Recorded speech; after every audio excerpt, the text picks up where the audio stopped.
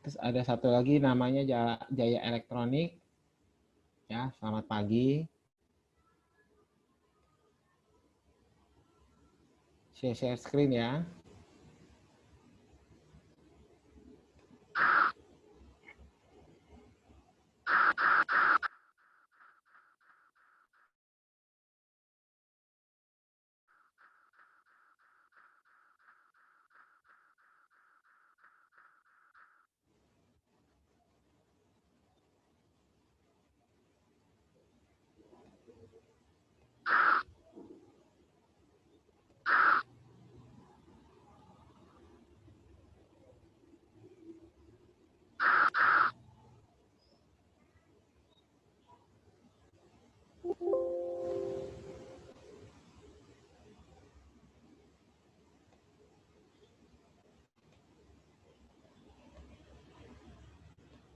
Oke, perkenalkan nama saya Adi Gunawan. Saya pengajar di BINUS University. Spesialisasi saya adalah di Big Data, Business Intelligence, dan Introduction dan juga Knowledge Management. Ya, hari ini saya akan menjelaskan mengenai basic knowledge management. Ya, mungkin ini informasi yang sangat berguna ya. Oke, saya selain mengajar juga saya sebagai IT consultant. Ya, jadi kalau kita bilang knowledge management itu adalah manajemen pengetahuan. Ya, oke. Oke. Jadi what is knowledge management? Apa sih itu knowledge management? Lalu sejarah knowledge management dan mengapa knowledge management itu sangat penting buat hari ini sampai hari ini. Ya, lalu kita akan menjelaskan Seki model yang sangat terkenal kalau kita bilang di KM. Lalu ada case study yang nanti dari beberapa company.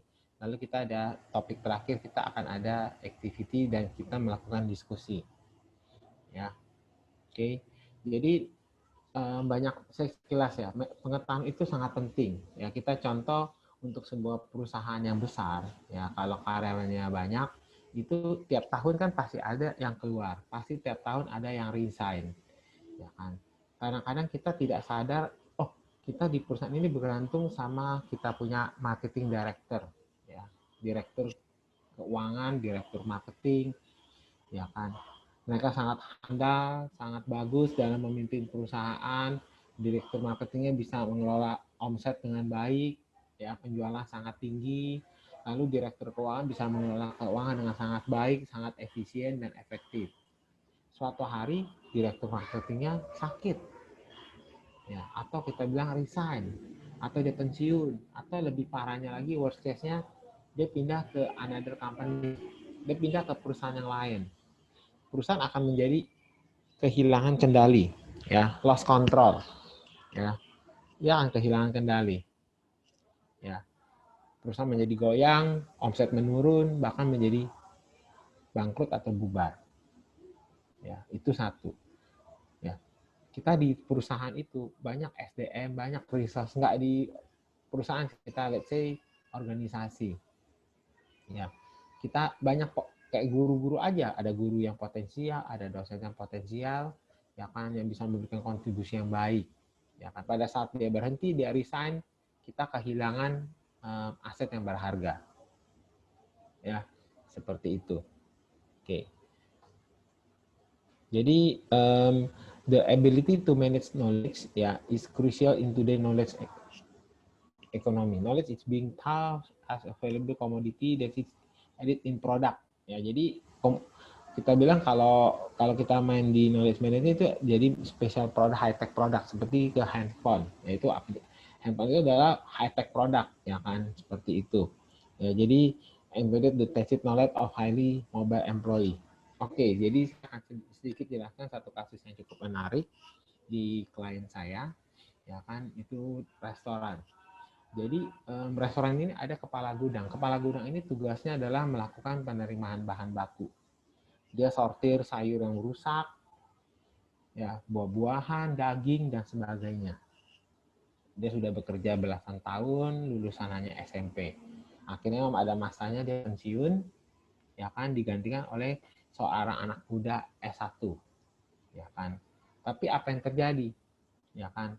Pada saat dia baru masuk, sebulan kemudian tiba-tiba laporan waste meningkat. Waste itu adalah laporan barang rusak, barang yang expired atau kadaluarsa, tidak bisa digunakan, rusak dan sebagainya. Ya. Waste-nya itu dari 5% naik menjadi 30%. Maksudnya apa? Kalau dia dalam 1 bulan dia belanja 200 juta, pembelanjaan bahan baku seperti sayur, daging, buah-buahan, whatever, dia belanja sebanyak 200 juta. Waste 20% itu kalau dituangkan dalam bentuk uang itu adalah 60%. Ya, 200 juta dikali 30%. Waste seperti itu. Lalu ownernya bertanya, Ali tolong saya dong, bantu. Ya kan? Ya sudah, akhirnya saya pakai cara yang bodoh sedikit, ya, cara simple, tidak perlu membuat sampai aplikasi knowledge application. Saya bilang sama beberapa karyawan di bagian produksi, bagian pengembangan produk, oke kita bikin video yuk, atau kita foto. Foto itu misalnya apel yang bagus, sayur-sayuran yang bagus, kan difoto. Mana sayuran yang jelek? Jadi bukan hanya yang bagus saja difoto, tapi yang jelek kita foto. Setelah foto kita simpan di dalam komputer, kita simpan dalam per folder, per kategori. Makanan dibagi lagi, daging, sayur, buah. Daging dibagi lagi, ya. Nanti ada tandanya tuh, kita bikin pakai file Word, kita convertkan jadi PDF, kita kasih tahu ini silang, ini centeng. Bahkan, jadi pada saat prosedur pun kita rubah. Jadi pada saat bahan baku masuk, itu orang gudang harus membawa komputer. Ya, tapi yang akan jadi masalah pada saat supplier ya datang lebih dari satu. Karena dia mesti belajar dulu, mesti buka folder, mesti cocokin, kan makan waktu juga. Jadi kita terapkan prosedur setiap pagi dia harus menonton video atau membaca beberapa file. Ya, dia mesti nonton video mengenai buah apel, sayur, dan sebagainya. Dia harus nonton. Setelah nonton, akan ada soal, assessment. Saya bikin program kecil untuk mereka mengerjakan soal-soalnya. Ya kan? Dari situ kita kelihatan bagaimana dia punya knowledge terhadap produk itu meningkat, improve. Ya, hopefully setelah 2 bulan diterapkan seperti itu, waste menurun lagi dari 30% menjadi 8%, turun 22%, kurang lebih 40-an juta itu, ya kan? Tapi kita sudah punya sistem. Jadi kalau sampai nanti orang gudangnya resign lagi, ganti orang baru, kita nggak perlu worry. Jangan sampai nanti orang gudangnya sudah belajar setahun. Dia waktu belajar, pengetahuan itu disimpan di kepala dia, di otak dia. Ya kan, dia resign, ya pengetahuan produk itu ya dia bawa pergi dah, leave, exit dia, exit from the organization. Nah, kita bikin sistem itu, dan knowledge yang kita taruh di komputer tadi bisa kita tambah, bisa kita rubah. Anggap aja kalau knowledge itu sudah expired, sudah kadaluarsa, kita gantikan yang baru, atau produk baru, apel jenis baru, daging yang baru, ya kita masukkan lagi ke dalam sana. Ya kan, seperti itu. Oke. Jadi apa sih data? Data is content that directly, ya kan, nah, directly observable or variable, fact, ya, kenyataan. Information is content that represents analyze data. Knowledge is more subjective way of knowing, typically based on experiential or individual value, perception, and experience. Oke. Di sini contoh kalau kita bilang apa sih data? Movie listing, list film yang akan main di bioskop, hari dan jam dan filmnya apa. Itulah data. Information, I cannot leave before 5 p.m. Ya, karena dia masih bekerja. So I will go to the 7 p.m. show. Saya akan ambil tiket atau nonton yang jam 7. Ya, at the cinema near my office. Lalu dia ini knowledge, pembelajaran, learning. At the time, ya, will impossible to find parking. Sangat tulisan menemukan tempat parkir. Terakhir kali saya ingat, ya kan, saya sangat frustasi, ya kan, sampai saya berpikir saya akan ketinggalan miss opening credit, ya kan. Therefore, I take the commuter train, menggunakan kereta api, ya kan, untuk pergi ke sana. Jadi nggak usah mikirin masalah parkir, ya. Tapi dia mesti cek dulu with commuter schedule. Nah, di situ dia baru ujungnya, wah, saya akhirnya berhasil menonton film tersebut. Ada contoh yang lain. A definition of knowledge by bbc.co by UK. Each year for the past 5 years, dalam 5 tahun, the Apple Cup in Somerset has grown by 10%. Ya, the same amount of growth. Jadi bisa diprediksi akan terjadi peningkatan selama 10% setiap tahun, di mana kita mesti cari market yang baru selama 10%. Ya. In this example, data collected each year, ditarik tiap tahun for the past 5 years, historical data 5 tahun, has become information. Dan di situ ada pola, pattern. Ya, pattern ada peningkatan 10% untuk setiap tahun, year on year. This information has been used to predict the same level of growth this year and has highlighted the need for more market. The prediction and realization are knowledge. Example, the use of information. Ya, di sini ada knowledge is the ability to understand information and then form judgment, opinion, make prediction and decision based of that standing. Di sini ada masalah paradox characteristic of knowledge. Nah, kalau kita bilang uang beda, kalau uang kita pakai, uang berkurang. Makanan kita makan, habis. Using knowledge does not consume it. Artinya apa? Kita menggunakan pengetahuan, bukannya malah berkurang pengetahuan kita. Mungkin kita bertambah, kita belajar lagi. Ya kan? Karena pengetahuan itu adalah pertama kita melihat. Oh, kita melihat orang bawa mobil. Oh, cara bawa mobil gitu. Kita hanya melihat. Pengetahuan kita paling increase 10-20%. Lalu kita mulai membaca dulu, membaca orang menyetir, lalu mulai melihat video, lihat orang membawa mobil, lalu mulai apa yang berikutnya lagi? Oh, kita coba belajar mengendarai, itu pengetahuan akan improve. Sampai mana satu hari titik? Oh, kita akan improve lagi pada saat kita mengajari orang, ya kan? Mengajari orang itu akan menambah pengetahuan kita, walaupun itu sama-sama mengendarai mobil. Sampai ke tahap sintesis di mana kita, oh, ya kan, ternyata cara mengendarai yang baik begini, yang jelek begini, karena dia terus belajar, dia memahami pengetahuan tersebut, jadi makin pakar atau makin mahir di sana. Ya, using knowledge does not consume it, transferring knowledge does not result in losing it, jadi tidak bakal hilang. Kamu jelasin orang pengetahuan kayak saya menjelaskan sekarang di sesi Zoom ini, ya kan, orang nggak ada yang hilang kan, orang nggak ada yang tahu. Kita pengetahuan itu nggak kurang pengetahuan saya. Knowledge is abundant, ya, but the ability to use is scarce. Maksudnya apa? Knowledge itu ada di mana-mana. Contoh kita bisa cari di Google. Tapi bagaimana menggunakannya dan apply ke dalam diri kita itu sulit. Contoh, kita lihat orang cara bikin nasi goreng. Kita nonton tuh video. Itu kan pengetahuan. Tapi pada saat kita praktekkan, belum tentu kita bisa membuat nasi goreng yang sama persis seperti mereka. Ya kan? Bagaimana apply secara individual. Ya, most of an organization valuable knowledge walk out, keluar dari pintu, maksudnya tadi karyawan ada yang resign, ada yang berhenti, ya kan? Itu walk out, keluar, hilang dari perusahaan. Ya, ini ada beberapa tipikal KM objektif. Ya, kalau nanti ada yang mau bertanya, boleh raise hand, is okay. Ya, facilitate to smooth transition from those retiring successful who are required to fill their position. Minimize loss of corporate memory due to attrition and retirement. Jadi buat karyawan yang berhenti, karyawan yang resign. Identify critical resources and critical area of knowledge so that the corporation know what if know and does well and why. Jadi kita harus mengidentifikasi, kita punya direktur kita, oh di marketing finance kita, itulah key user, itu critical area. Kita mesti jaga kalau sampai dia, kalau dia sampai leave dari organization dengan alasan apapun, bagaimana organisasi ini bisa bertahan? Tetap bisa. Akhirnya kita membuat build up a toolkit method. Maksudnya apa?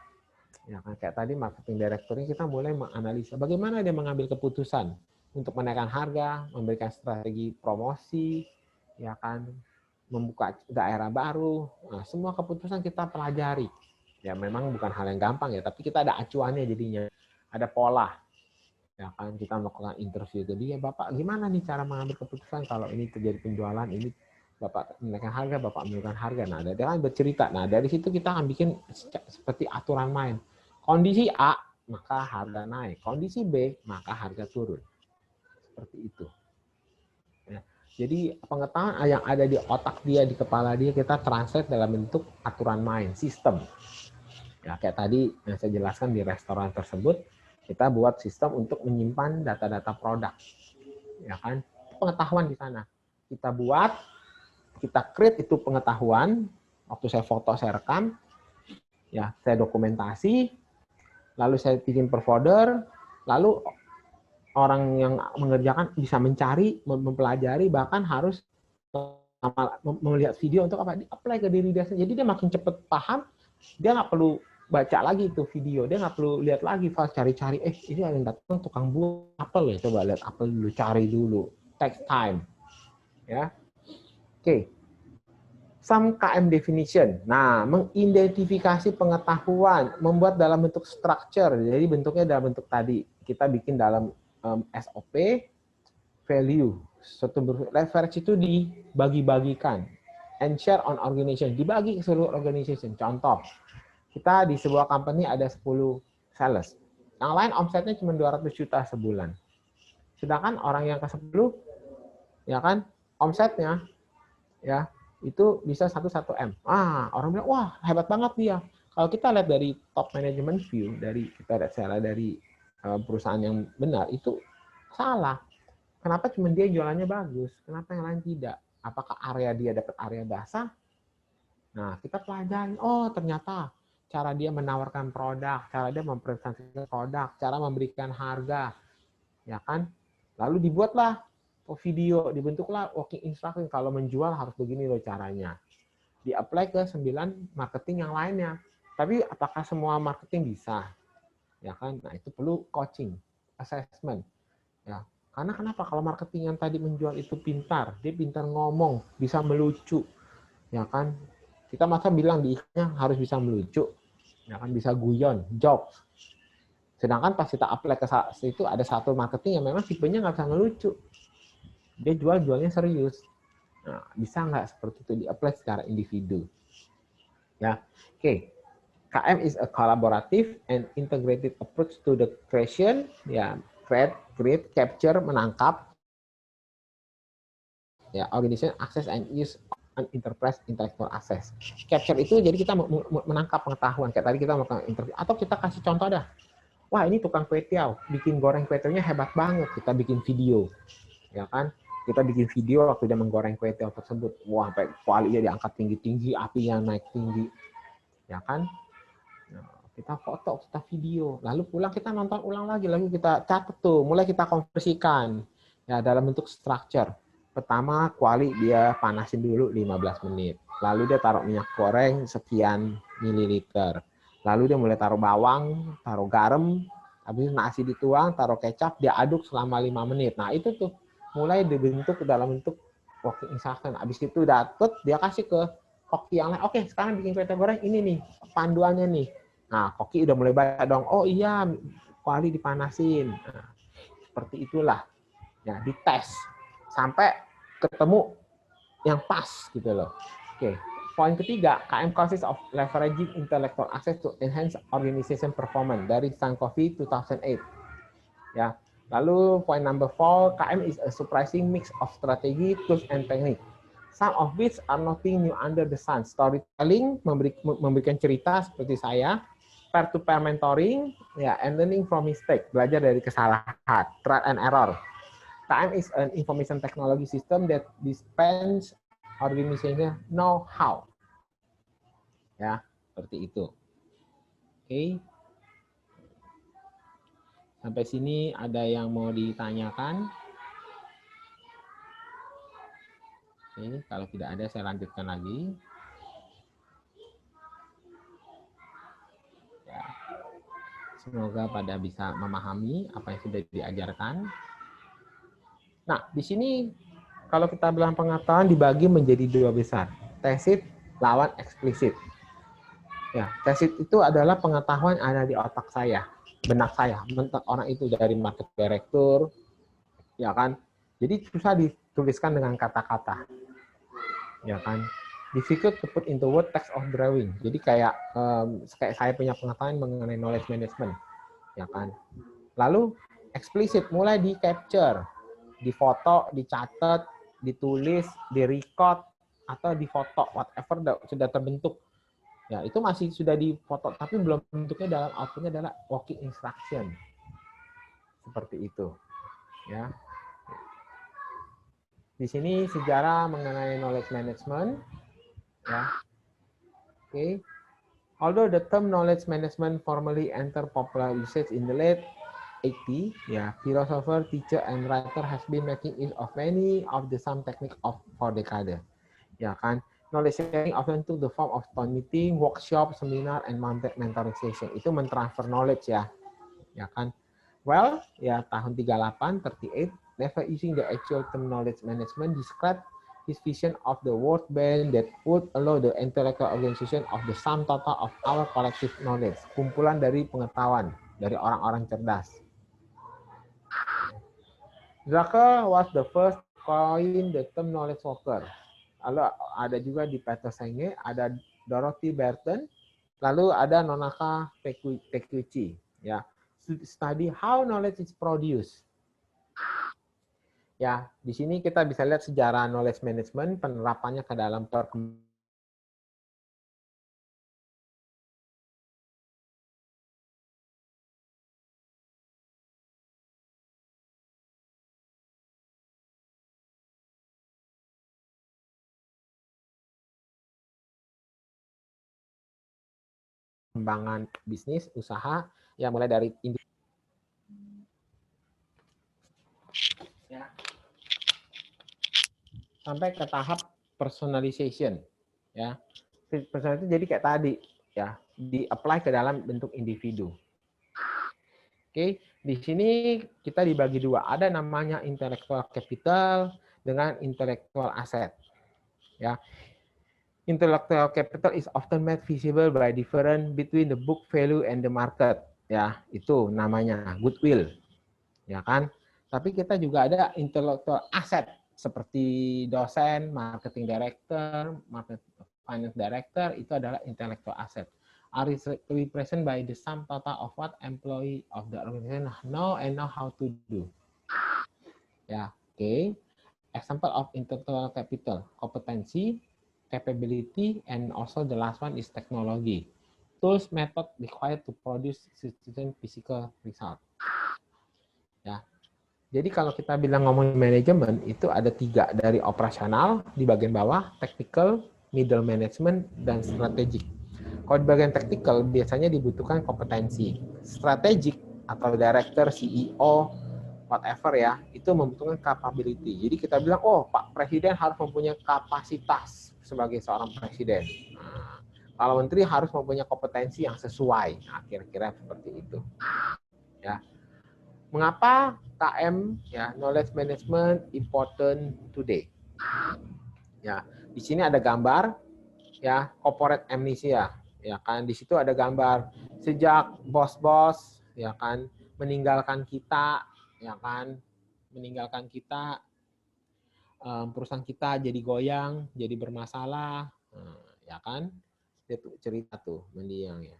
Oke, di sini we are more mobile as a workforce, which create problem of knowledge continuity for the organization and place continuous learning demand on the knowledge worker. Ya, oke.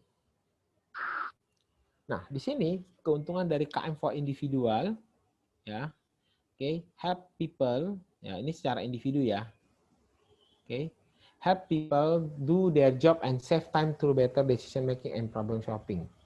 Contoh dengan kita mempunyai mobile application handphone, ya dia kasih reminder, ya kan, terus ada GPS untuk kita mencapai sebuah lokasi, share log, ya kan, terus kita ada build a sign of community bond within the organization. Help people to keep up to date, provide challenge and opportunity to contribute. Ya, itu secara individual. Ya. Oke. Secara komunitas, develop professional skill. Sometimes kita ada namanya Yahoo Group, ya kan. Zaman dahulu itu orang Yahoo Group. Jadi kita ada grup sesama profesi, ya misalnya dokter atau ahli hukum atau pengacara. Oh, sekarang nggak pakai itu, orang sekarang WA Group, ya kan. Let's say WA Group, kita bilang, oke, gue ada masalah ini nih, kenapa ya? Ada yang jawab, begini aja bro, solusinya. Itu namanya saling membantu, sharing. Ya, ada problem, ada yang solving. Ya, jadi develop professional skill, promote peer-to-peer mentoring, facilitate more effective networking and collaboration, develop a professional code of ethics that member can adhere to, develop a common language, have drive strategy, solve problem quickly, diffuse best practice. Ya, best practice itu adalah gini. Jadi kadang-kadang kita sudah mengidentifikasi pengetahuan apa sih yang tidak ada di perusahaan kita, di organisasi kita. Kita mesti identifikasi. Misalnya, bagaimana kita bisa mengidentifikasi? Kita bisa cari comparison dengan perusahaan yang besar. Oke, target kita perusahaan A ini. Kok mereka bisa ya pengiriman barang 3 hari, sedangkan kita 6 hari. Nah, itulah mulai terjadi gap. Ya, setelah kita berbeda 3 hari, bagaimana kita untuk mencapai? Oh, kita harus cari pakar orang nih yang mengatur pengiriman, ekspedisi, logistik, pengaturan jadwal. Kita nggak ada tuh orang-orang kita punya pengetahuan seperti itu. Nah, itulah salah satu gap. Oke, untuk mencapai gimana? Oke, kita bayar orang yang ahli, melakukan training. Ya, cari yang sudah memang punya kompetensi yang baik, ya kan? Nah, diffuse best practice, improve knowledge embedded in product and service, cross-fertilize idea and increase opportunity for innovation. Enable organization to better stay ahead of the competition. Build organization memory. Jadi semua organisasi punya itu disimpan, tapi hati-hati. Semua pengetahuan itu bisa kadaluarsa atau sudah tidak berlaku lagi karena zaman terus, ya kan? Kayak orang bilang bisnis konvensional, sekarang sudah bisnis online, kan sudah berarti sudah exit. Mana ada orang sekarang presentasi bagaimana menjual di toko Anda dengan baik, nah, kan sudah expired itu pengetahuan, ya. Ini ada Nonaka and Takuchi Knowledge Pyramid, ya, model, ya kan. Nah, Nonaka and Takuchi 95 study how Japanese and innovation. They argue that a key factor behind the successful track record in innovation of Japanese enterprise stem from the more tacit-driven approach to knowledge management. Oke, di sini ada 4 tahap, kan? Pertama bersosialisasi, lalu externalization, lalu combination, dan terakhir internalization. Ya. Tadi sudah dijelaskan tacit itu adalah pengetahuan yang ada di benak setiap individu. Eksplisit itu sudah berbentuk terlihat. Ya, oke. Apa sih socialization? Tacit to tacit. Jadi waktu saya melakukan interview terhadap marketing director, kan, consists of the sharing of knowledge in face-to-face nature, a typical social interaction.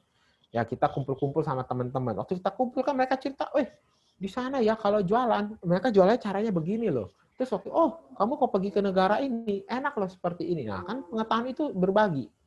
Ya kan? Atau mereka kasih ide, kalau lu jualan barang kayak gini aja lebih bagus. Gua aja berhasil bro caranya.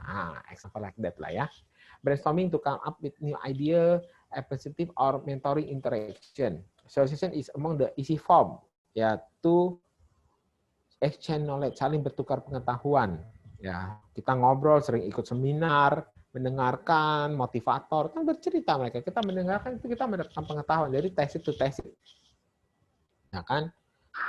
Oke. Di sini ada contoh Honda brainstorming camp, ya, Honda organized brainstorming camp, ya kan. Jadi mereka saling ngobrol, saling cerita, tukar pikiran, apa sih ide-ide mereka buat membesarkan perusahaan. Ya. Oke. Ada externalization. Nah, ini tacit to explicit. Is a process that give a visible for more tacit knowledge and convert it explicit knowledge. Kita mulai foto, kita bikin video, ya kan, kita catat, ya kan, dalam bentuk tertulis, ya kan. Oke. One externalize, ya, diekstrak itu pengetahuan. Knowledge is now tangible and permanent. It can be shared more easily with other and left throughout the session. Bisa di copy paste di share ke seluruh organisasi. Combination, nah kita sudah mulai dalam bentuk yang baru. Ya, misalnya dalam bentuk report, trend analysis, SOP, instruksi kerja, also name working instruction. Ya, SOP itu standar operational procedure.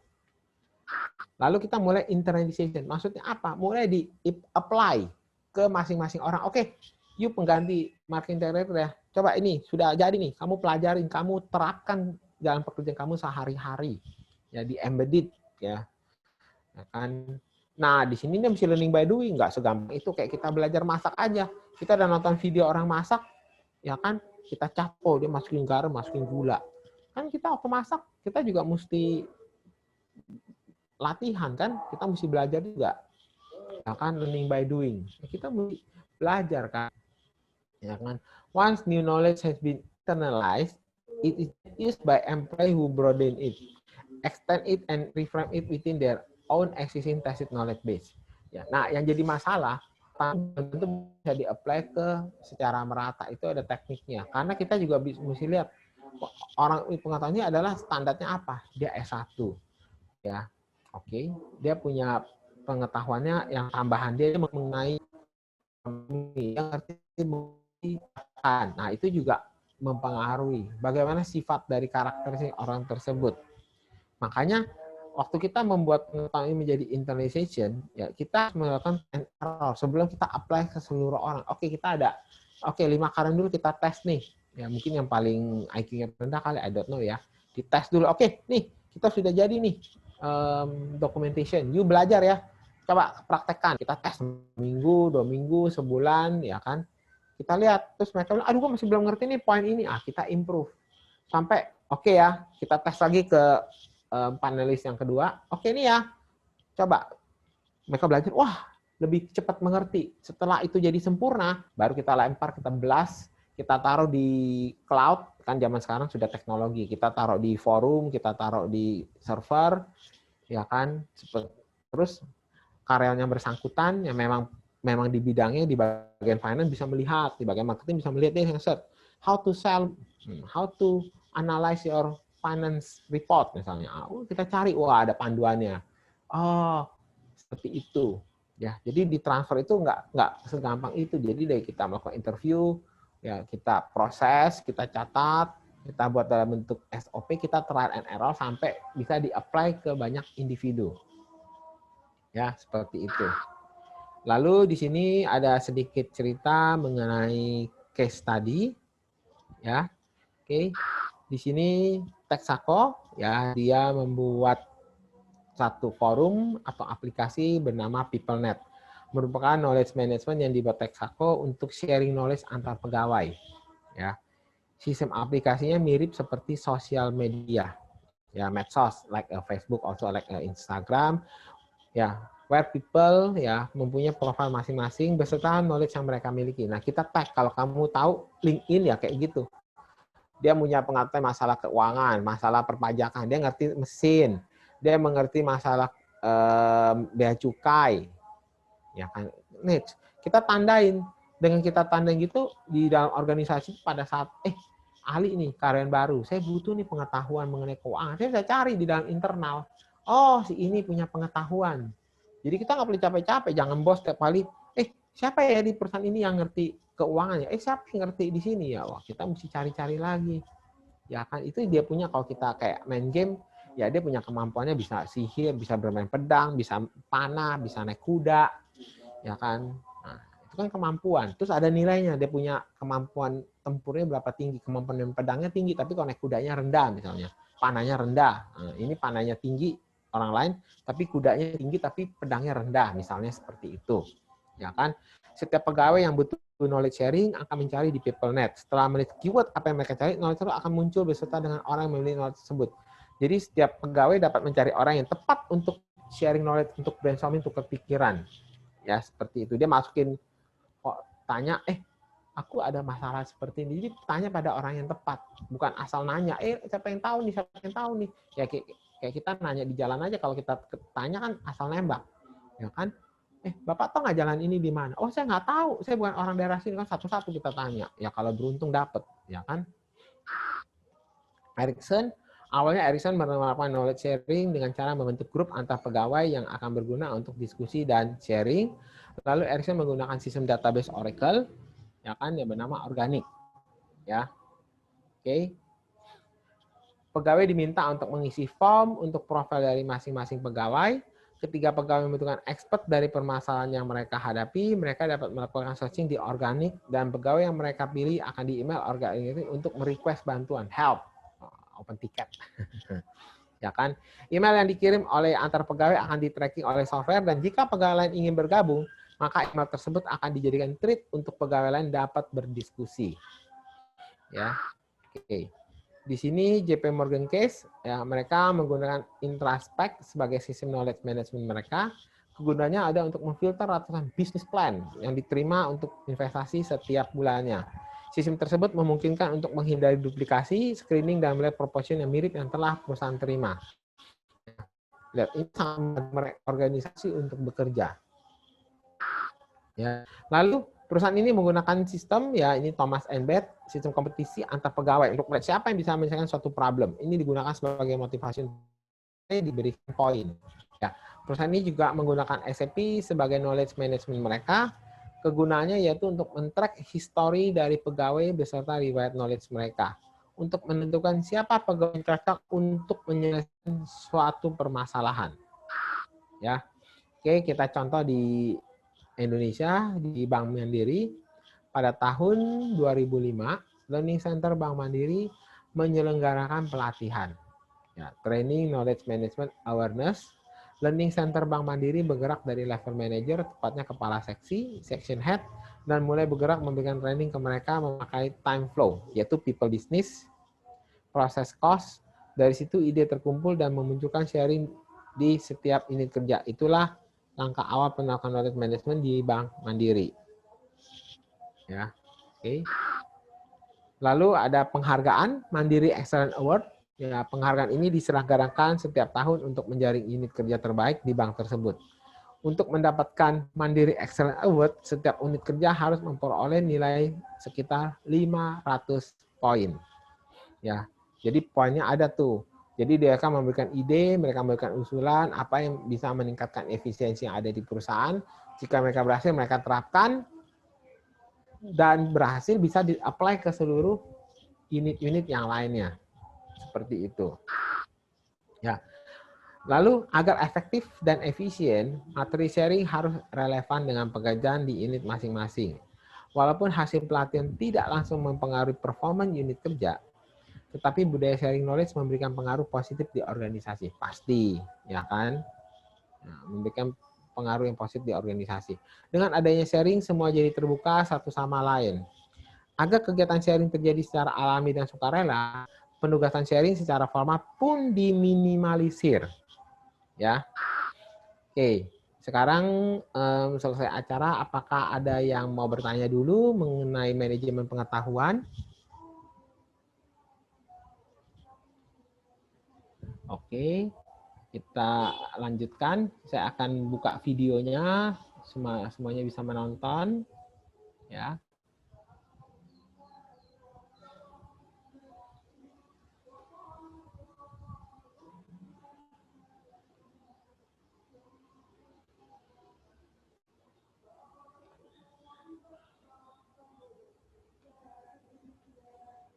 Oke, kita nonton ini dulu, satu movie.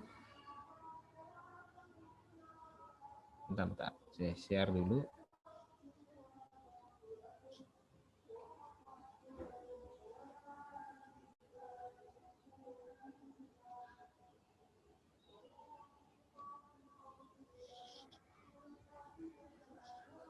Knowledge, it's our greatest asset. With every customer interaction, we learn. With every interaction, we get better and faster at solving our customers' technical problems.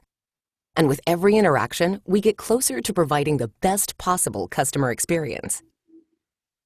Our new Xerox Knowledge Management System is going to evolve the way we work, make our jobs simpler, and improve the ways we share our knowledge. We will have the ability to access a single global knowledge management system that provides solutions and shares knowledge with everyone across the globe.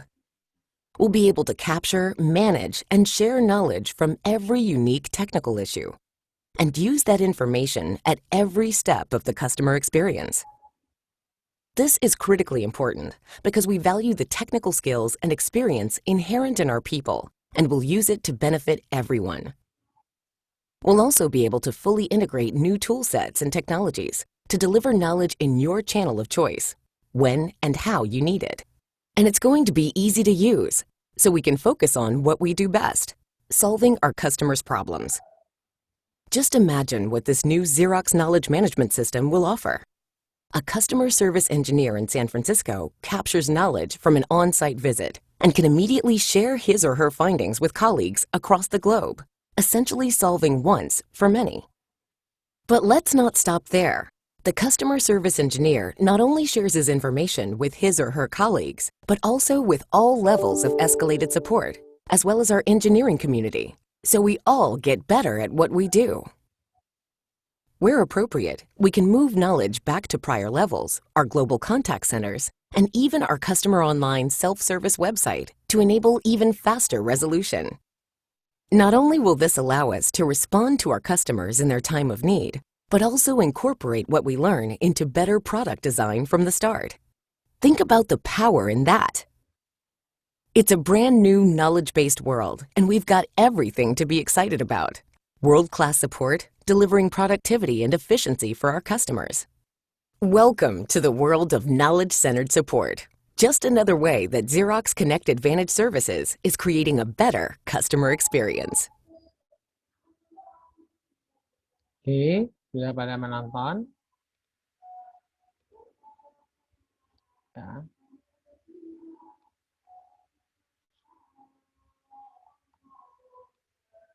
Nah, ada satu video lagi yang bisa ditonton. Ya. Issues that every leader wants to resolve for their team. The first is that knowledge silos exist. Knowledge resides in the heads of key team members, and that knowledge is often limited to only benefiting those in a close physical proximity around those individuals. But unleashed, the sharing of this knowledge would raise the whole team's game. The second issue is the Groundhog Day approach to resolving issues, with the same questions and problems being asked and answered by different people in the team. But when these experiences aren't shared, efforts are duplicated and time is wasted. Aplikasi usaha. And thirdly is the desire to increase communication and collaboration across the team, both up and down and peer-to-peer, to increase that sense of team and community. We solve these challenges for our customers by combining groundbreaking technology, services, and a unique breakthrough process. The knowledge sharing program is split into two phases. In the first phase, a 10-minute survey is run from Fuse, asking specific questions on who do you go to in the company right now, and who would you like to go to for knowledge. For line managers, it's what knowledge needs to be shared and who has this knowledge. This allows us to build up a map of who are the knowledge diamonds as each team, and what knowledge needs to be captured, as well as understanding the communities that need to be set up. The process of rapidly capturing the seed content can be done through a number of ways, either through education of the knowledge diamonds and showing them how to use the rapid capture tools within Fuse to walk through their ideas, concepts or procedures as they take on the role of community managers. Or, if the time is really tight, then Fusion will conduct rapid interviews, turning simple audio into polished knowledge video assets within days, and making that available via Fuse to everyone within the team from anywhere at any time. Phase 2 focuses on launch, culture and changing habits, and this is where we hold the hands of our customers, working with knowledge diamonds and the leadership team to change their habits. That means knowledge questions are answered within Fuse, rather than methods that lock knowledge exchanges between two people. This aspect of the program is always customized, with a toolkit to choose from, including knowledge competitions, visible leaderboards, events where key contributors get public recognition, leadership coaching, and continued access to our growing experience and communities, and best practice education to empower everyone to digitize their own experience rapidly and quickly from within Fuse. So what does this look like at the end? Well, first, it isn't an end. Learning and knowledge sharing is a journey.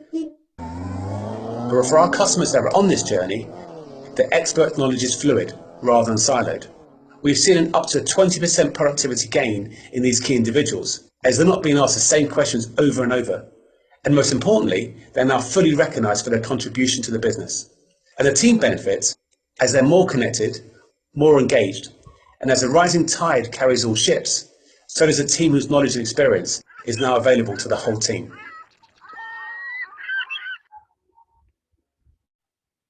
Oke, sudah pada nonton video.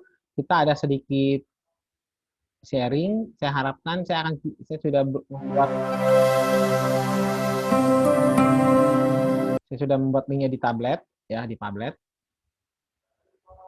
Tolong yang tadi sudah ikut mendengarkan, buka browser ini, Ya, lalu memberikan masukan apa sih yang sudah dipelajari sekitar waktu 40 sampai 1 jam, apa sih knowledge management tersebut. Ya, mohon dari Adika, Ahmad, Erni, Tio, Raka, Wandi, ya kan, tulis namanya, lalu ke post sesuatu. Klik aja link yang ada di sini, ya. Contoh, ya kan, ya. Klik link di sini, post sesuatu, ya kan. Oke, sudah bisa mulai melakukan post kalau mau, ya. Oke. Ya, kayak saya memberikan contoh misalnya di sini, ya kan, saya berikan nama Ali, ya. Knowledge management adalah, tolong ya semuanya memberikan tanggapan di sini, mempost sesuatu.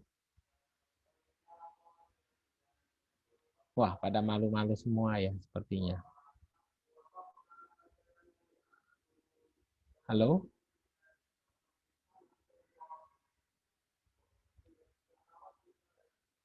Oke. Kalau memang semuanya masih malu-malu, untuk sesi sharing ini saya masih menunggu kalau ada yang ingin bertanya, bertukar pikiran, atau berdiskusi. Ya, saya masih kasih kesempatan. Ya,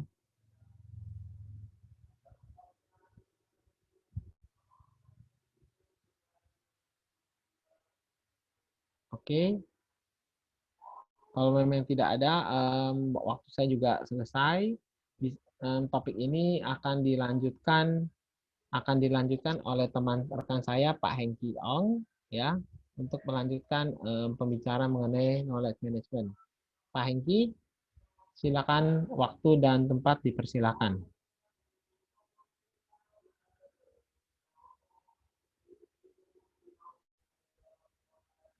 Suaranya Pak, suara. Nah. Ya, terima kasih Pak Ali. Selamat siang, atau masih pagi ya? Selamat pagi. Ini saya tadi diberitahu bahwa ada PKM untuk Poltekim ya. Poltekim ini singkatan dari apa ya? Mungkin ada yang bisa memberikan informasi. Politeknik Imigrasi. Oh, Politeknik Imigrasi. Oke, baik. Untuk peserta, kalau dimungkinkan, sebaiknya kameranya kalau bisa on ya. Karena kalau tidak nanti ini saya seperti penyiar radio ya.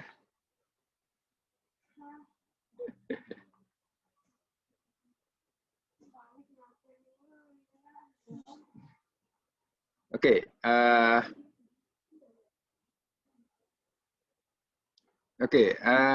mungkin sebelum kita mulai, saya ingin kenalan dulu dengan Anda semua. Ini kan jumlahnya nggak banyak nih ya, cuma berapa orang nih? Cuma berenam ya. Oke, cuma berenam. Oke, berenam. Mungkin saya akan masuk ke chat ya. Saya masuk ke chat. Saya ada sedikit instruksi. Oke.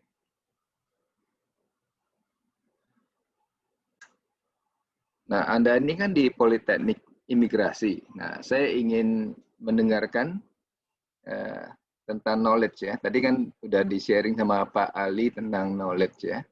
Kira-kira kalau di dalam Politeknik Imigrasi itu pengetahuan apa sih yang sudah Bapak Ibu dapatkan ya selama ini?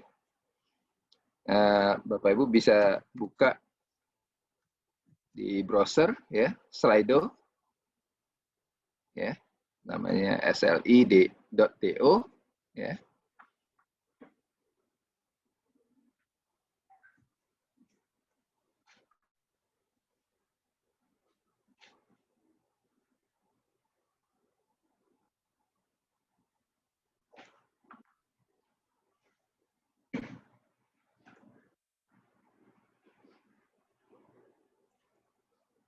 Oke, ini screen-nya ya. Slido. Silakan join di Slido. Ya, masuk ke Slido. Eventnya Bapak Ibu ketik aja F402. Di sana saya membuat pool ya tentang knowledge ya, knowledge yang Bapak Ibu sudah dapatkan selama ini di Poltekim ya.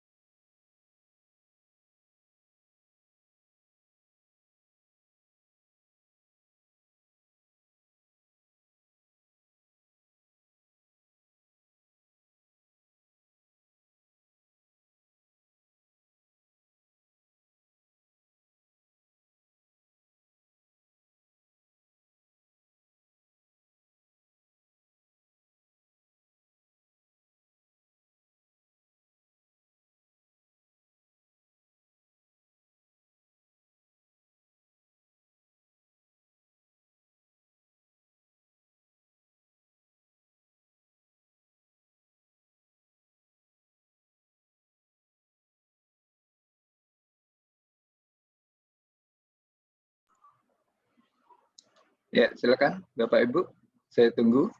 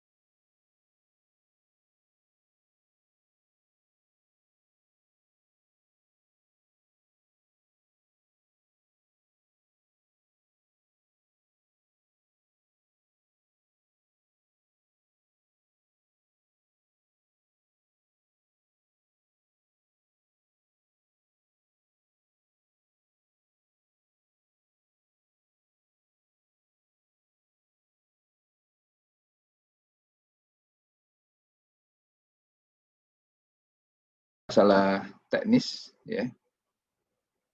Jadi tiba-tiba komputer saya ini layarnya kedap-kedip, ya, lalu hilang. Saya harus restart lagi, sekian kita mulai lagi. Baik, saya cek di Slido belum ada yang kasih masukan nih. Oke, mungkin ada kesulitan teknis, Bapak Ibu? Oke, kalau gitu saya lanjut aja ke ini ya, ke slide saya mungkin. Kita lanjutkan ke knowledge ya.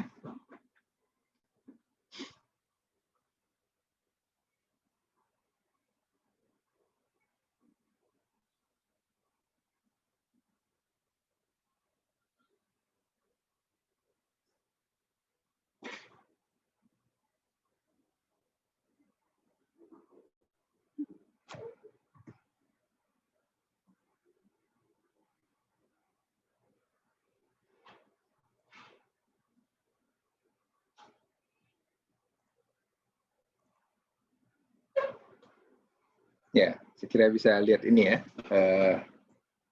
tayangan yang saya berikan di sini. Knowledge Management System, ya. Ini topik kita. Kalau tadi Pak Ali tentang Knowledge Management System secara teorinya, ya kita akan masuk ke dalam Knowledge Management System dalam perusahaan, ya. Ini saya memilih company-nya ini adalah Toyota Astra Finance. Kebetulan ini adalah bagian dari research saya bersama dengan rekan dosen dan juga mahasiswa, ya. Nah, mungkin juga tadi sudah dijelaskan oleh Pak Ali tentang knowledge ya, di mana kita ada measurement, ya, paling tinggi di atasnya adalah measurement, kemudian ya, ini ada measurement, kemudian ada tacit knowledge, ada explicit knowledge ya, tacit knowledge, explicit knowledge ya. Kemudian kita lihat di badannya ini adalah proses dari knowledge management system, ya. Ada socialization, ada externalization, ada internalization dan combination, ya. Kemudian basicnya di dasarnya yang membuat proses knowledge ini bisa berjalan ini ada pertama adalah tentunya ada teknologi, ya. Kemudian ada culture, budaya. Dan supaya ini bisa berjalan tentunya perlu ada leadership, ya. Oke, ya. Ya. Nah, berikutnya kita masuk ke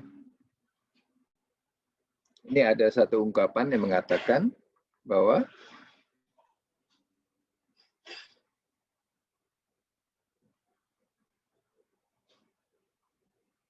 ya, a light bulb in the socket is worth two in the pocket.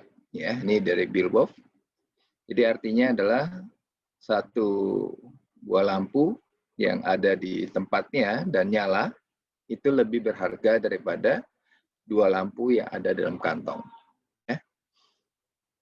Jadi pengetahuan yang digunakan ini jauh lebih berharga daripada pengetahuan yang disimpan. Ya. Oke, tadi mungkin sudah dijelaskan oleh Pak Ali juga nih knowledge management system, ya, bedanya data, informasi dengan knowledge, ya. Oke. Nah, a little knowledge that acts is but infinitely more than much knowledge that is idle. Artinya apa? Ini dari Khalil Gibran, ya, satu filsuf yang di Timur Tengah. Dia mengatakan bahwa sedikit pengetahuan yang digunakan itu akan jauh lebih berharga daripada pengetahuan yang sama sekali didiamkan saja, artinya tidak dipakai. Ya. Oke. Tadi mungkin juga ada jelasnya Pak Ali, the ability to manage knowledge is becoming increasingly more crucial into the knowledge economy. Yeah, the creation and diffusion of knowledge has become even more important factor in competitiveness. Ya, artinya pada saat ini pengetahuan ini akan membedakan sebuah perusahaan ini daya kompetitifnya nih lebih dibandingkan dengan perusahaan lain. Ya, jadi membedakan satu perusahaan dengan perusahaan yang lain itu adalah pengetahuannya. Ya. Oke. Next, saya kira ini juga sudah, saya skip aja. Ya. Melaka Takechi, ya, Pasternak, Pfeffer, dan Ruggles. Ini adalah tokoh-tokoh yang berada di balik knowledge management. Ya. Oke, jadi knowledge management is a deliberate and systematic coordination. Ya, jadi knowledge management ini adalah sesuatu proses ya dan sistem yang dikoordinasikan dalam organisasi menyangkut orang, teknologi, proses dan struktur organisasi ya yang ditujukan untuk menambahkan nilai ya bagi perusahaan itu melalui penggunaan kembali pengetahuan yang sudah ada dan inovasinya ya. Jadi koordinasi di sini akan menyangkut tentang creating, sharing, and applying knowledge ya. Bagaimana membuat knowledge, membagi knowledge dan mengaplikasikan knowledge ya. Saya kira ini juga sudah tadi ya. Jadi ada dua critical activity dalam knowledge itu, knowledge management. Pertama capture and documentation. Yang kedua adalah bagaimana dokumentasi dari pengetahuan itu kemudian bisa disebarkan di dalam organisasi, ya bisa dipakai. Ya. Nah, dua tipe dari knowledge di sini ada tacit knowledge dan explicit knowledge. Ya. Tacit knowledge ini adalah tentunya sesuatu yang susah untuk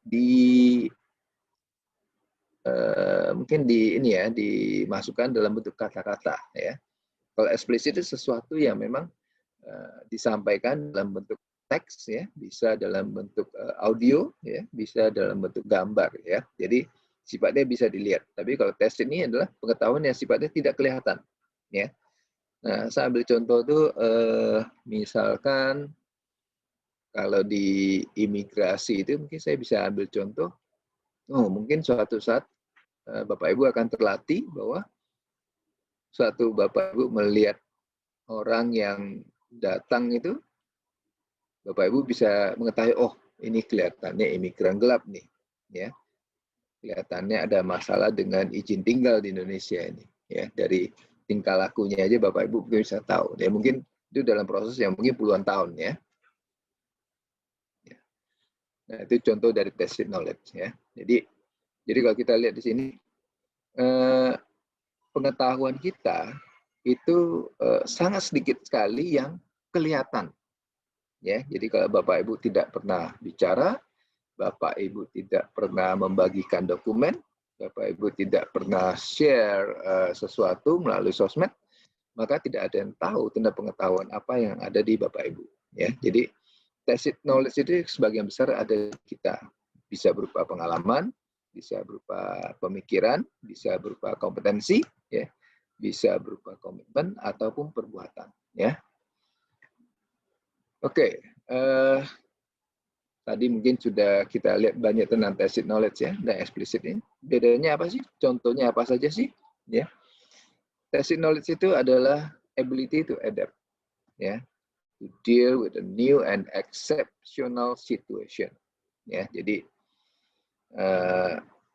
kalau kita ibaratkan seorang olahragawan, ya, semakin terampil dia, maka akan semakin mudah bagi dia untuk menghadapi lawan-lawannya. Ya, jadi kita lihat bahwa seperti di Indonesia ada banyak sekali pemain bulu tangkis ya. Jadi semakin banyak pengetahuan didapatkan di lapangan, ya, ini akan berimplikasi pada pengalaman tanding mereka, yang pada akhirnya akan memudahkan mereka untuk menghadapi lawan-lawan yang berat sekalipun. Ya, itu bentuknya adalah tacit knowledge. Ya. Nah, explicit knowledge ini adalah ability to disseminate, ya, to reproduce, to access, ya, and to reapply throughout the organization. Ya, jadi bagaimana kalau dalam bulu tangkis itu mungkin pelatihnya ya, seorang pelatih itu punya kemampuan untuk membagikan explicit knowledge-nya. Maka tidak semua orang ini punya kemampuan jadi pelatih, karena tidak semua orang juga punya kemampuan untuk membagikan explicit knowledge. Oke, jadi kalau kita lihat nih key attribute daripada knowledge management di sini, ya. Wah, ini sebentar lagi mungkin notebook saya bermasalah lagi. Ini kelihatannya ada apa? Kedap-kedip ya. Saya nggak tahu nih masalahnya apa nih. Ya. Oke, key attribute dari KM di sini pertama generating new knowledge, ya. Assessing valuable knowledge from outside sources, ya. Using accessible knowledge in decision making. Nah, ini beberapa contoh di sini, ya.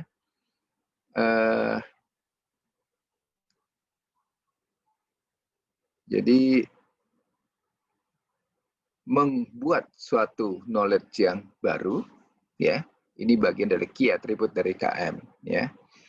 Kemudian mengakses suatu knowledge, ya, dari sumber dari luar itu juga bagian daripada knowledge management, atribut dari knowledge management, ya. Mungkin juga sudah dijelaskan oleh Pak Ali tadi, ya. Jadi saya skip aja ini, ya. Nah, KM itu sebenarnya tidak berdiri sendiri, Bapak Ibu, ya. KM itu tidak berdiri sendiri, ya. Jadi KM itu akan terkait dengan banyak teknologi, ya. Yang pertama kita lihat di sini kalau yang paling banyak menggunakan manfaat dari KM di sini adalah helpdesk system, ya. Maaf Bapak Ibu, kelihatannya mungkin saya akan ganti komputer karena di komputer ini kelihatannya ini punya masalah dengan hardware-nya, layarnya kedap-kedip lagi, ya. Dan sekarang gelap, ya. Jadi walaupun Bapak Ibu bisa lihat presentasi saya, tapi di layar saya sama sekali gelap, nggak kelihatan apa-apa, ya. Mungkin saya akan restart dulu ya Bapak Ibu, ya. Saya akan restart dulu.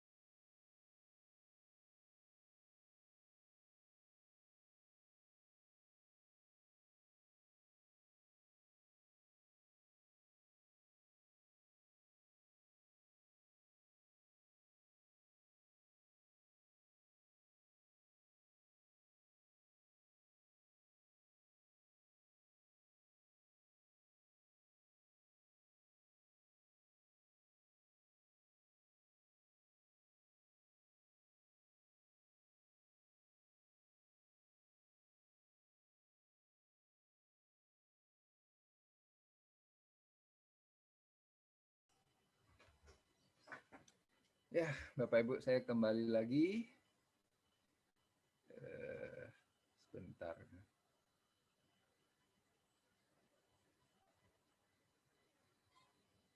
Saya lupa tentang filenya.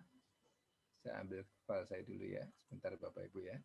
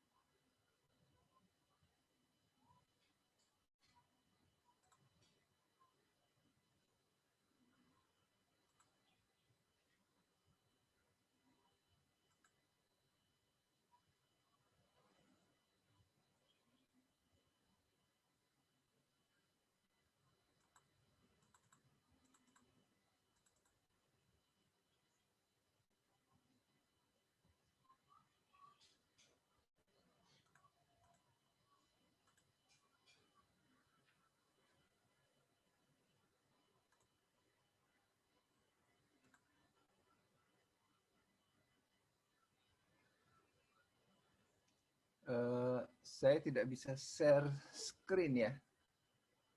Bisa tolong dibagi co-hostnya.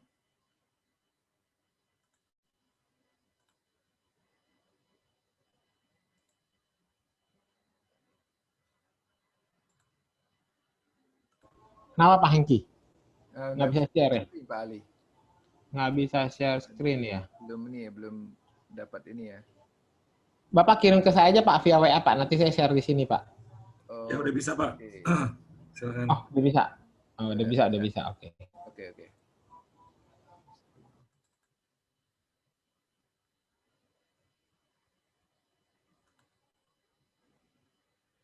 Oke, udah kelihatan ya layar saya.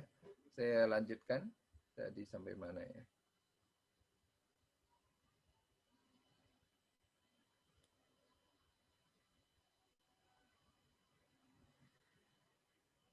Ya, oke. Sampai sini ya. Tadi multidisciplinary dari nature dari KM di sini. Kita ada helpdesk system yang mungkin paling sering digunakan ya pada saat ini.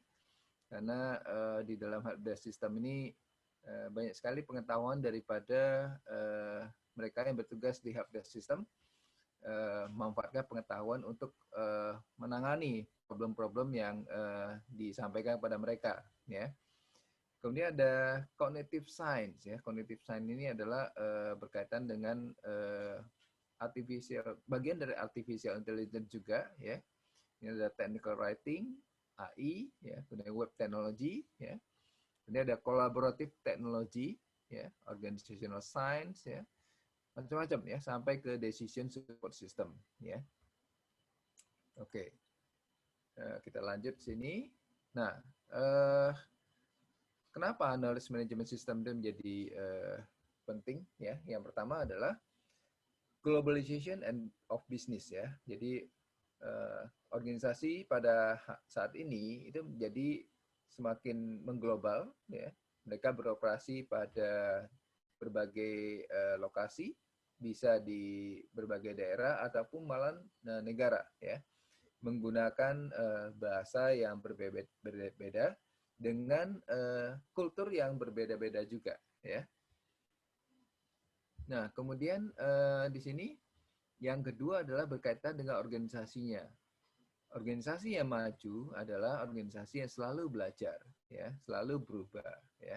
Jadi kita melakukan hal yang lebih, ya, lebih banyak, lebih cepat, ya, sehingga kita butuh melakukan pekerjaan kita ini lebih cerdas, ya. Jadi sebagai pekerja yang menggunakan pengetahuan ini akan memanfaatkan pengetahuan kita ini untuk meningkatkan kecepatan dan juga beban kerja yang bisa kita tangani.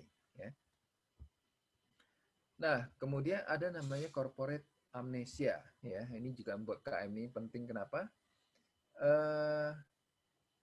Tentunya kita tidak berharap ya untuk bekerja di satu organisasi sepanjang karir kita. Ya, walaupun tidak semua orang seperti itu. Ada juga yang memang bekerja satu tempat pada waktu yang lama ya. Contohnya saya sendiri ya, saya sudah 30 tahun di BINUS ya. Jadi ini berlaku mungkin untuk generasi-generasi milenial pada saat ini yang suka berpindah kerja ya. Jadi mereka itu mobile ya, mobile kemudian selalu punya keinginan untuk mencari tantangan yang berbeda ya, di mana dengan tantangan berbeda knowledge mereka juga akan terus bertumbuh ya, terus bertumbuh ya. Nah, ini berakibat pada company yang mereka tinggalkan, sehingga pengetahuan yang dimiliki oleh karyawannya kemudian pindah ke perusahaan yang lain ya, karena akibat perpindahan daripada karyawan itu. Nah, dengan knowledge management ya, diharapkan company itu bisa meretain, ya, bisa mempertahankan pengetahuan yang dimiliki oleh karyawannya sebelum mereka pindah, ya. Nah, yang keempat ini sangat relevan pada saat ini adalah kita connect pada IT, ya, kita connect pada IT, ya, di mana kita akan menggunakan banyak sekali jenis perangkat yang berbeda yang terus-menerus berubah ya, apalagi sekarang ini ada teknologi cloud ya, di mana kita mungkin akan menggunakan teknologi yang sangat berbeda dari berbagai vendor ya, dengan platform yang berbeda juga ya. Jadi dengan banyaknya teknologi yang kita gunakan, maka semakin banyak pengetahuan juga yang perlu kita kelola ya, supaya kita tak bisa bertumbuh dengan teknologi yang baru. Ya. Oke, tadi mungkin dijelaskan oleh Pak Ali ya, sini KM ini macam-macam. Ada yang untuk individu, ya, ada yang untuk community dan untuk organisasi. Kalau untuk individu itu biasanya adalah bagaimana bantu kita supaya punya pengetahuan yang terus bertumbuh, ya. Nah, kalau untuk community biasanya digunakan untuk menumbuhkan atau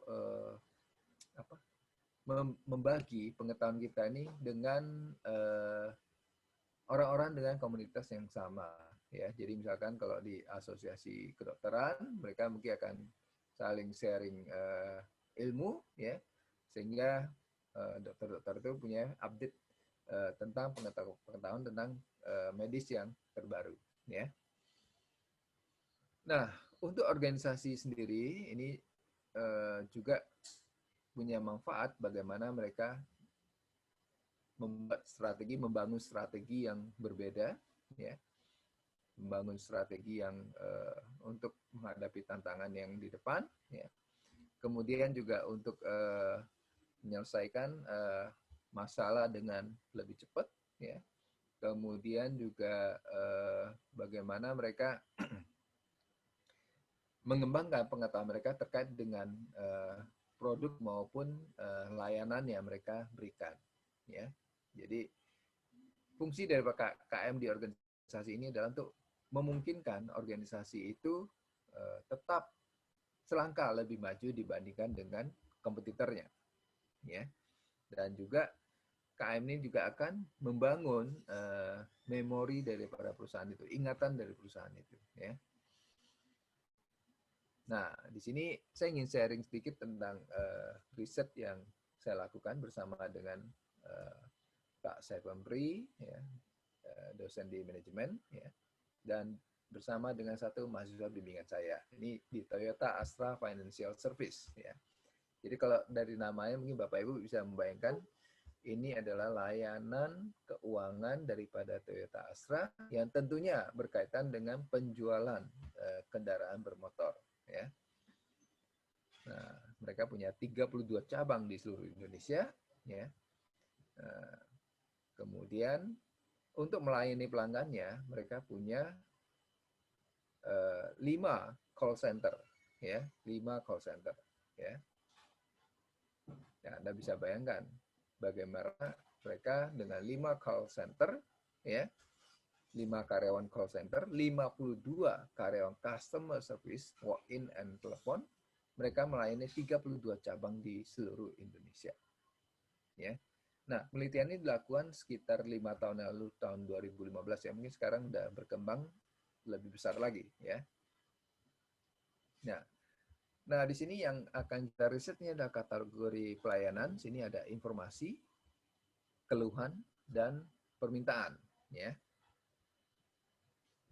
Kira-kira berapa banyak layanan yang mereka hadapi per hari? Mereka itu sekitar 190 sampai 250 layanan pelanggan per hari, ya. Kalau memang kita bagi rata di sini ke 52 karyawan di customer service dan 5 karyawan, mungkin jumlahnya tidak terlalu banyak Bapak Ibu, ya. Jadi mungkin ini sekitar paling 5 tiket, ya, untuk per karyawannya, ya. Nah, permasalahannya apa? Ya, kita lihat. Permasalahannya adalah bagaimana penyebaran knowledge dan informasi di antara bagian call center dan bagian customer service. Bapak Ibu bisa bayangkan kalau seandainya pengetahuan tidak merata, ya. Kemudian suatu saat customer service ada call center yang Bapak Ibu hubungin tidak bisa menjawab, sehingga dia harus bertanya lagi kepada rekan kerjanya. Tentunya ini akan membuat layanan pelanggan ini menjadi tidak maksimal, ya. Jadi penyebaran knowledge dan informasi di bagian call center ini dan customer service ini menjadi hal yang penting, ya, Apalagi kalau ada keluhan yang mungkin berulang. Ya, tentunya kita sebagai pelanggan pasti akan sangat sangat keberatan kalau seandainya kita harus mengulang lagi permasalahan kita, ya. Kita maunya kan, oh, kemarin kan saya sudah kasih tahu ya masalah saya seperti ini, ya. Kenapa nih ditangani oleh orang yang berbeda lagi? Saya harus cerita lagi dari awal, ya. Jadi penting bagi mereka punya knowledge dan informasi, ya. Knowledge ini bagaimana menangani masalah, informasi adalah bagaimana atau masalah apa yang dihadapi oleh pelanggan dan bagaimana statusnya pada saat ini, ya.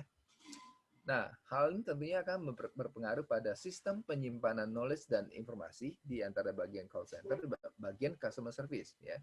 Sehingga untuk keluhan satu pelanggan bisa diakses, ya, harus bisa diakses ke semua call center dan customer service, karena bisa saja nanti pelanggannya ditangani oleh orang yang berbeda, ya.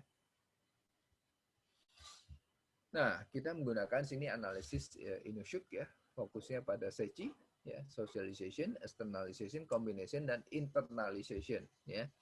Dan di sini socialization ini seperti apa sih? Nah, tentunya di bagian customer service itu mereka punya pertemuan yang reguler untuk update, ya, update perkembangan tentang regulasi, tentang informasi layanan ke pelanggan yang baru dan sebagainya, ya, termasuk juga pelatihan karya baru, induksi karya baru, ya. Dan dalam hal ini mereka juga punya mailing list, ya, di mana mereka bisa sharing tentang kasus-kasus yang sudah mereka lakukan, ya. Nah, kemudian externalization di sini tacit to explicit, ya, dari tacit jadi explicit, pencatatan knowledge baru. Nah, bentuknya di sini mereka menggunakan Microsoft Excel, ya. Kemudian mereka juga mencatat pelayanan konsumen, ya. Nah, combination di sini mereka melakukan explicit dan to explicit, ya. Jadi pencatatan knowledge baru itu nantinya bisa berkembang karena yang melakukan pencatatan di sini bisa lebih dari satu orang, ya. Jadi combination explicit to explicit, ya. Nah, yang dalam combination ini dengan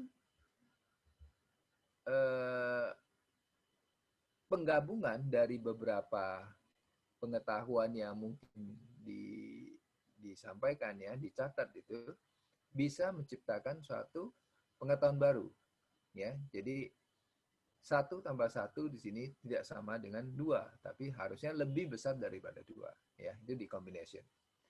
Nah, kemudian di internalization, ya, ini dari explicit to tacit, ya, explicit to tacit. Berarti sosialisasi, ya, sosialisasi tentang SOP yang baru, ya, kemudian tentang Microsoft Excel itu selalu disampaikan. Nah, ini ada di sistem yang berjalan pada saat ini. Ini yang mereka lakukan, ya. Nah, di sistem berjalan juga ini knowledge and creation capture ini solusi atau panduan yang tepat untuk kasus baru, ya, di knowledge creation dan capture-nya. Ada pertemuan reguler, ya, kemudian ada mailing list, ya. Nah, kemudian di knowledge sharing dan dissemination di sini bertanya kepada karyawan lain untuk kasus yang tidak terdapat dalam catatan file Microsoft Excel milik pribadi, ya. Bisa lalu mailing list juga, ya, atau juga pada saat dilakukan pelatihan karya baru, ya. Nah, kemudian pada knowledge acquisition dan application, ya, penggunaan dan aplikasi knowledge ini yang berasal dari file Microsoft Excel, kemudian penggunaan SOP, ya. Inilah siklus dari knowledge management di sistem yang berjalan, ya.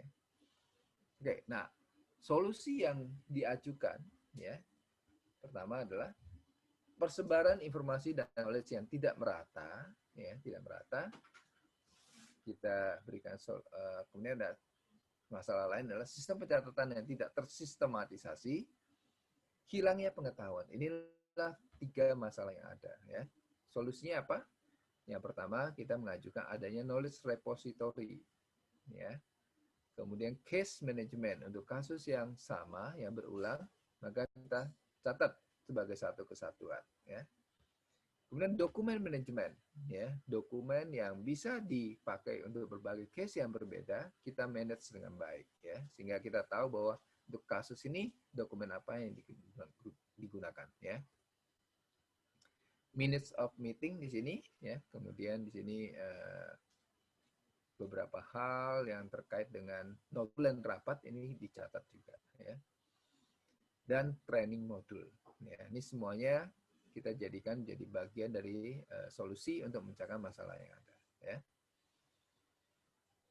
Nah, rancangan diajukannya kira-kira seperti ini, Bapak Ibu, ya.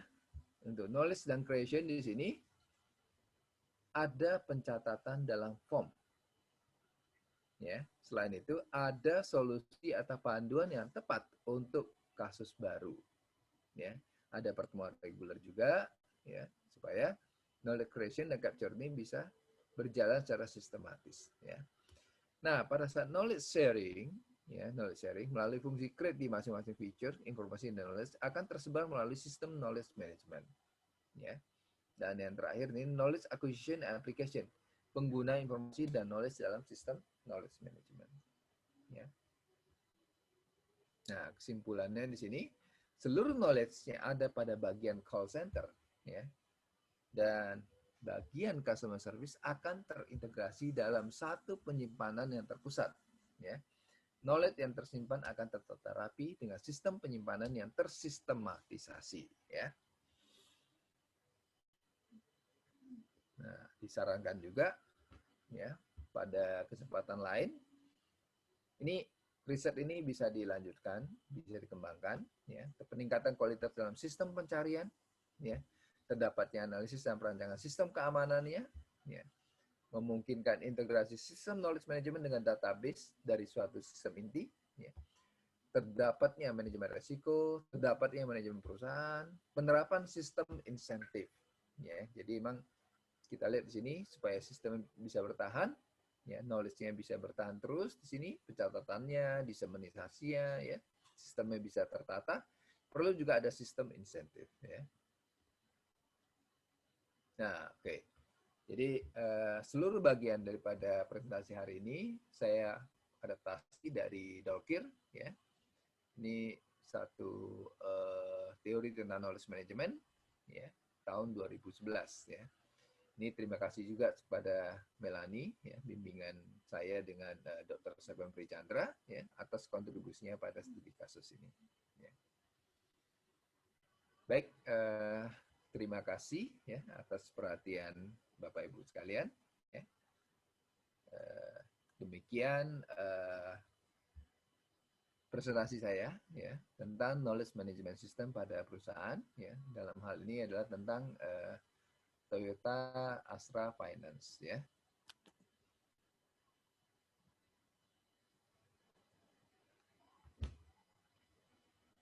Baik, Pak Hengki, terima kasih atas